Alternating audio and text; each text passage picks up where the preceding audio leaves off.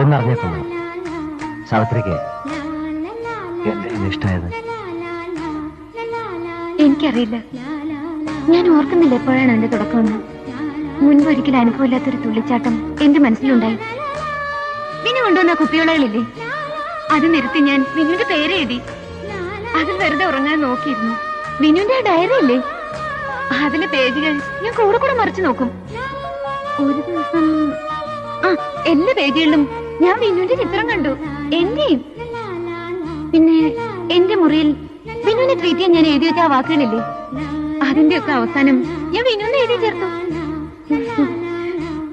ഹോസ്പിറ്റലിൽ വിനു ഉള്ളപ്പോ സന്ധ്യ ആവരുതേ ഞാൻ പ്രാർത്ഥിക്കുമായിരുന്നു. വീട്ടിൽ രാത്രിയായ വെളുക്കാനുള്ള വെപ്രാളമായിരുന്നു എനിക്ക്.